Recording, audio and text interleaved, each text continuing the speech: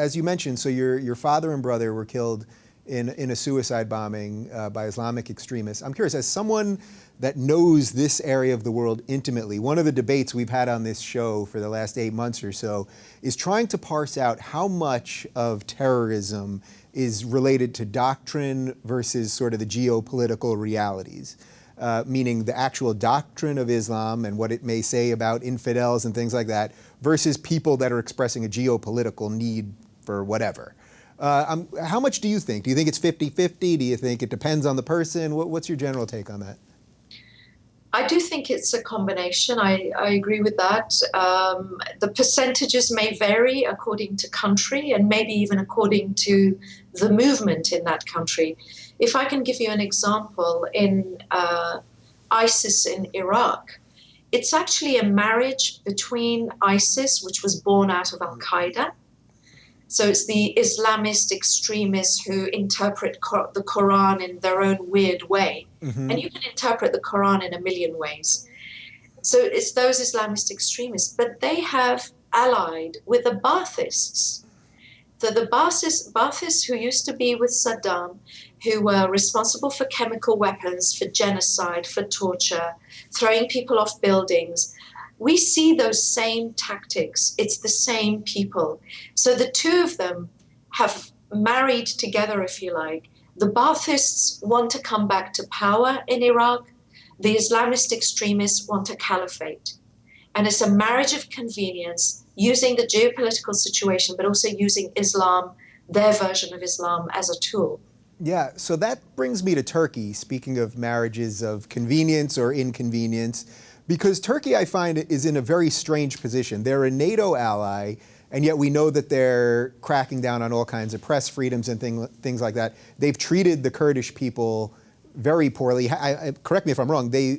Certain letters, I think W and Q, were not allowed to be used in Turkish schools because those are letters that are used by Kurds. Is that correct? I believe some letters were not allowed to be used when they were given in names, because they were not in the Turkish alphabet. So essentially that meant that Kurdish names were banned. But Turkey's made a lot of progress on these things. Okay, so how then, so it seems to me, and please correct me if I'm wrong, that on one hand, the Kurds are on the ground fighting ISIS, and at the same time, the Kurds are being bombed by Turkey. And I know that it's a very complex relationship because there are Kurds that live in Turkey, that do have rights and vote and things like that. So, and the Kurds in Turkey don't necessarily want the exact same things that the Kurds in Iraq want. But it seems to me that Turkey's playing both sides of this thing. I think Turkey's main focus is Syria. Turkey wants to be rid of Assad.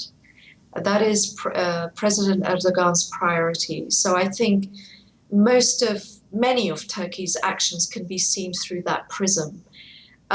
Turkey does have a very large Kurdish population. I mean, some people say 20 million, some say 30 million. Istanbul is arguably the largest Kurdish city in the world, with 3 million Kurds living there. And those people demand their rights, as they should. But Turkey has made a lot of progress, as I said, particularly under Prime Minister Erdogan when he was Prime Minister. Turkey decriminalized the Kurdish language. There's now a Kurdish TV station, at least one Kurdish TV station that's state-run. A lot of progress was made, and there was even the peace initiative that started, I believe, in 2012, to really try to have a dialogue with the Kurdish community inside Turkey. And we all welcome that, because we need Ankara and the Kurdish population in Turkey to have a peace settlement among themselves so that they can get on with things. But unfortunately, we've seen a reversal of many of those steps that were taken. They've unraveled, and now there is huge tension in Turkey between the Kurdish population and Ankara. Right, so that basically explains, so if Turkey's end goal is to get rid of Assad, it explains why they're bombing the Kurds who are fighting ISIS, right? I mean, that then makes sense. Yes, I think it's partly that, but also Turkey accuses the Kurds in Syria of being part of the PKK, which is what Turkey designates as a terrorist organization. Yeah, can you explain the difference between the PKK and the Kurdish regional government for people that are getting confused by all the letters? Yes, I did say our story is complex. So the PKK is an organization in Kurdistan in Turkey. So it's a Turkey-based organization. It started out in the 70s, 80s, and it's really been at war with the Turkish state ever since. And we have argued, Kurdistan region in Iraq, we have argued both with the PKK and with Ankara, you two have been fighting for 3 decades. PKK is not going to wipe out the Turkish army. Right. Right? And the Turkish army has not been able to wipe out the PKK after 30 years. So clearly you need to sit down to the negotiating table. And this is where the peace initiative began a few years ago. And we in Iraqi Kurdistan actually played an instrumental role in bringing the two sides together. So the PKK is really an issue in Turkey. Iraqi Kurdistan, we are within the Iraqi border. We have our own parliament, we have our own government, we have representatives abroad like myself.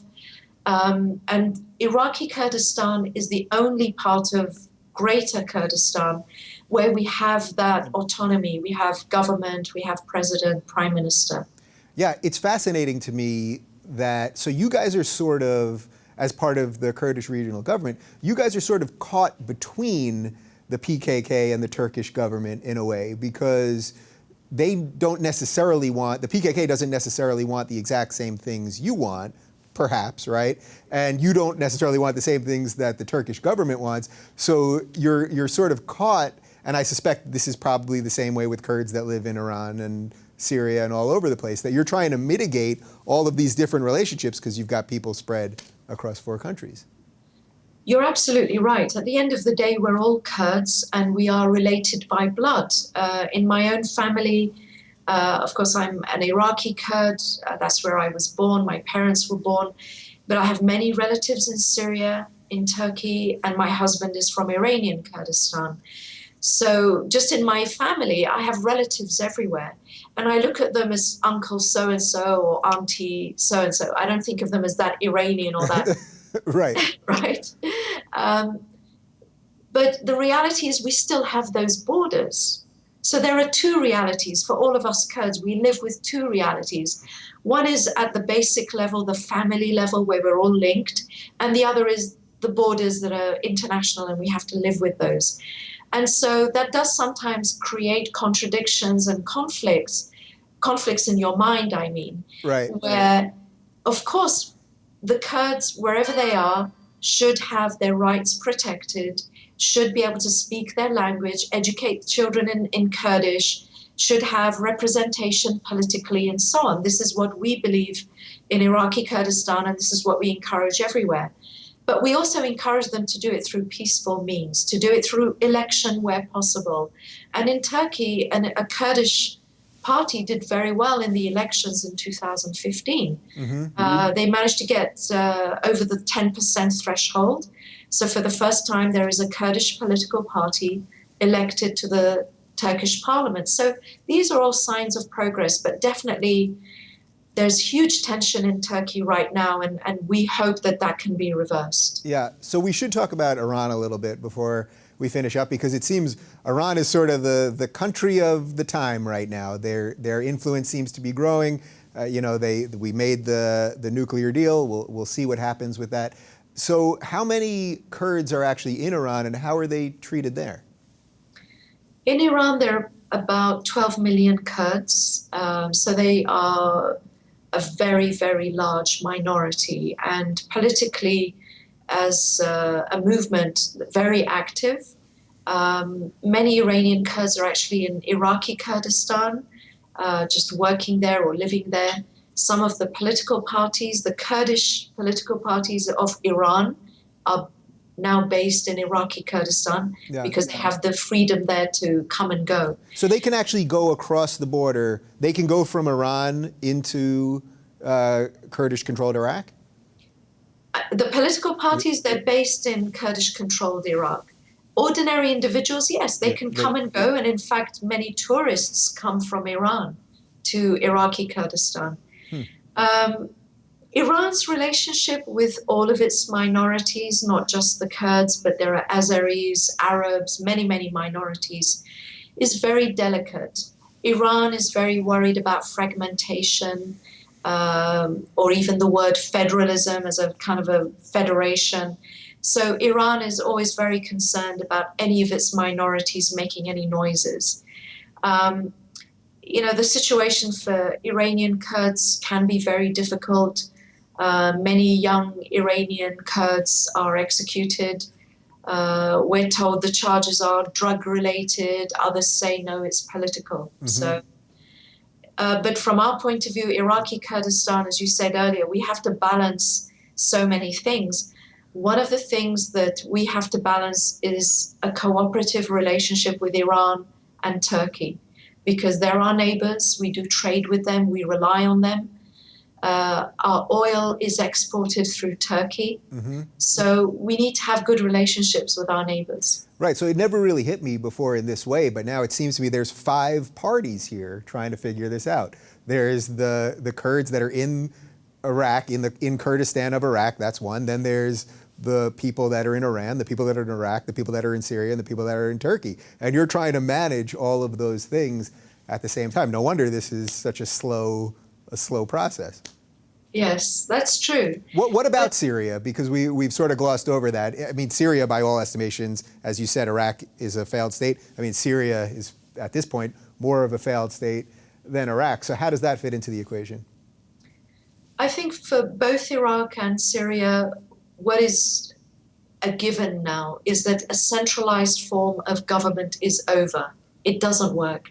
So in Iraq, we in Kurdistan have been advocating for federalism, true federalism, not just on paper.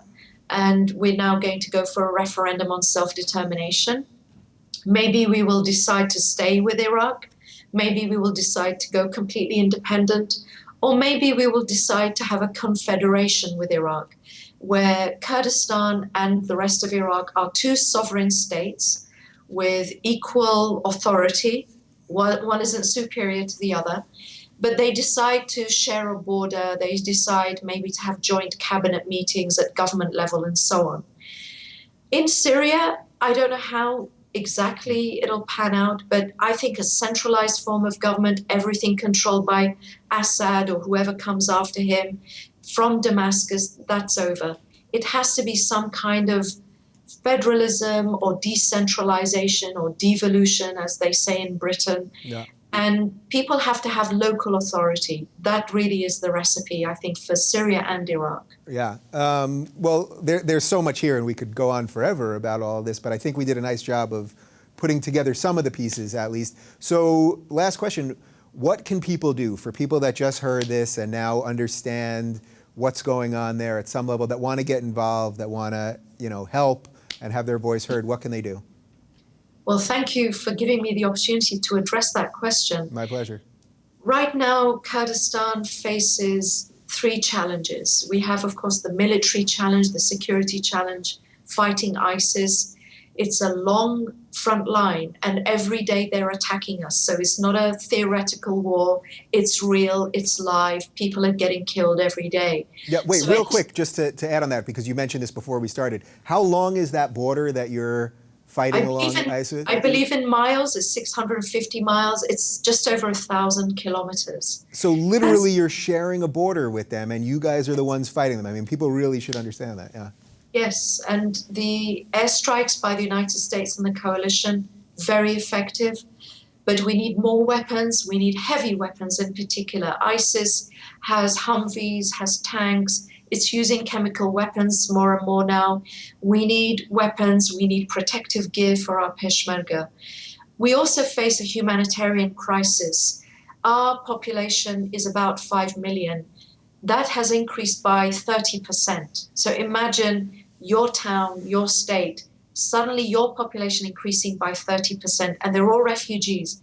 They don't know anything. They can't work. They have nothing. You have to provide electricity, healthcare, water.